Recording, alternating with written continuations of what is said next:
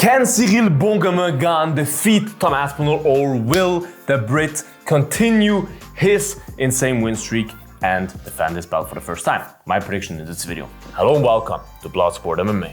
Salam alaikum. Walaikum salam. A fight that in one of my first videos, I remember when I first started this channel quite a while ago, I talked about in some video that this is my dream fight at heavyweight. They were both still contenders climbing up the ladder. And I said, this is my dream fight because they're the only two heavyweights that are really fast, agile, and move like middleweights. And I always felt like those two will be the best in the world for a long time. And whilst Cyril Gane kind of disappointed me in a way with some performances, Tom Aspinall is definitely all of that, right? Now they finally clash. Now I would have been a little bit more hyped and curious 3 years ago, but I gotta say, people should be more hyped than they are, because I feel like a lot of people are like, sorry, Tom Aspinall will just run through Cyril Gane and it will be over in 30 seconds. I don't think so. Because look, at the end of the day, yes, Tom Aspinall is the better grappler than Cyril Gane. But it's not like Tom Aspinall is that takedown machine that, I don't know, takes every opponent off his down and smashes him on the ground and submits him with omoplatas. That's not the case.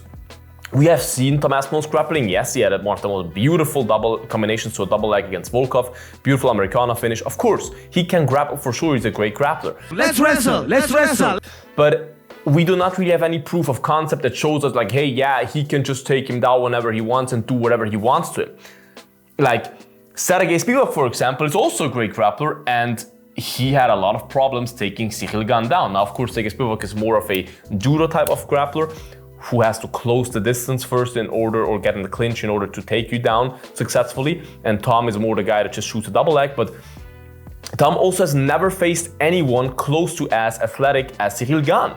And this will be very interesting to see, because Tom Aspinall is fast, he's agile, he's everything that people say he is, 100%. I do think he is phenomenal. But he has never faced anyone that can match his athleticism. Never. And Cyril Gane could be that guy, because Cyril Gane is very loose on the feet, beautiful striking, very athletic attacks. Like, he's not a Sergey Pavlovich who will just stand in front of you and throw only punches and mostly heavy big shots. Cyril Gane is a guy who will bounce back and forth, hit you with nasty teeps to the body, just comes in with a jab, goes out again, like creates distance again. He fights very smart and he fights very calculated. He's not a guy that just rushes in. He picks his shots, and Tom Aspinall has never fought anyone that fights like that. He mostly fights fat heavyweights. Fat virgins, every single one of them, yeah? Other than Alexander Volkov, and Volkov, it's not like Volkov did not give him any problems before that. It's not like, not problems, but it's not like Aspinall has never been hit before. Aspinall is hittable and his chin is up in the air, and Cyril Gane has power. So you cannot say Salam alaikum, congrats about whiskey. You cannot say Salam alaikum and congrats about whiskey. No, but you cannot say that Cyril Gane does not have a path to knock out Tom Aspinall, because we have not seen Tom Aspinall fight. Like, every fight of his is like 1 minute. Of course, it is because he's so effective and so good and has hands like a freaking brick wall. But Cyril Gane is the type of guy that is smart on the feet, that can give Tom Aspinall more of a problem to really engage and catch him. And we have not really seen anyone do that and take him into the later stages of a fight and give him problems by moving in and out quick and all of that and being athletic. Now it will be interesting to see if Tom Aspinall decides to just check the grappling, shoot a takedown if he kind of doesn't feel the rhythm in the striking, or if he's like, I'm gonna knock him out. Yes, I'll knock him out. That will be interesting to see, because I think Tom Aspinall is a very smart guy. He has very high fight IQ, which will definitely help him a lot in that fight. He knows when to change levels, when to strike, when he's safe, when he's not safe.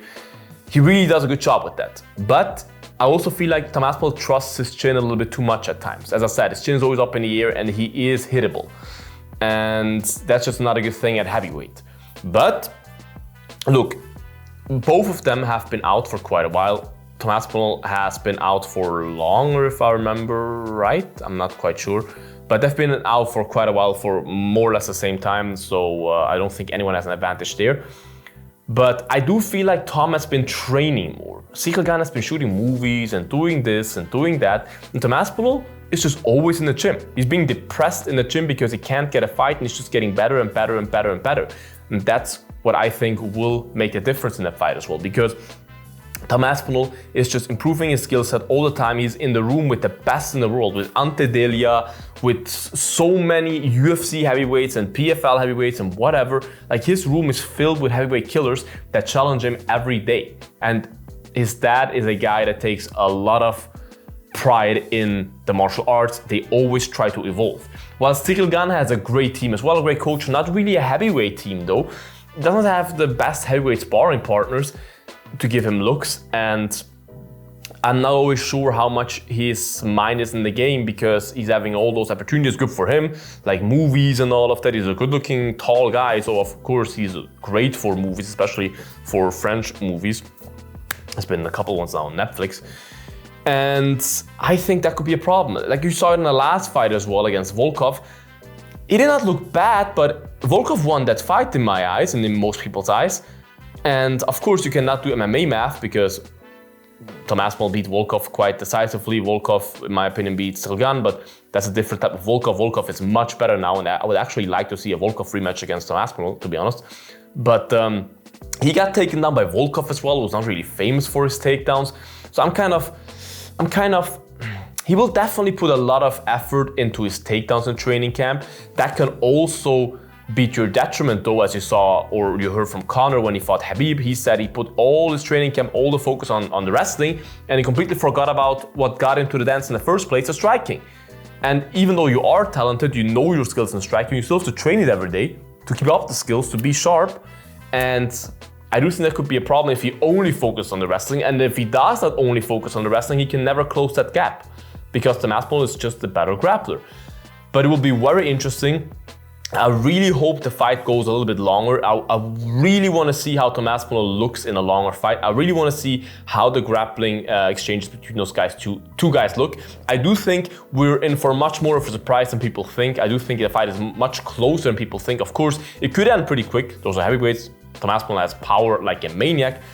But yeah, I don't know, some part of my stomach is telling me we will see an upset, just because, I don't know, the universe loves jokes, and Cyril Gane beating Tom Aspinall after Tom Aspinall talking all that crap, kind of validated though, against Jon Jones, and Jon Jones finishing Cyril Gane that quick.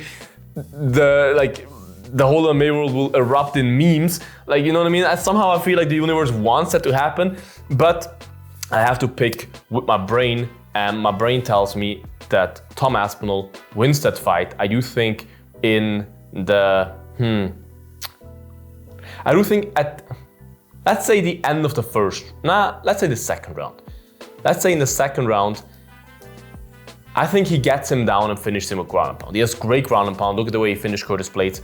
My official pick now, and this is such a hard fight to predict, everything is possible, is Tom Aspinall by second round KO/TKO. This is my official prediction for UFC Abu Dhabi. I will be there in attendance. Stay tuned for my vlog. Subscribe to the channel, you guys. I'll be in Abu Dhabi. And follow my Instagram as well if you want to see the stories. Links are in the bio. My merch store as well. Check it out. Stay bloody, you guys. Until the next one. Bye-bye. Bloodsport out.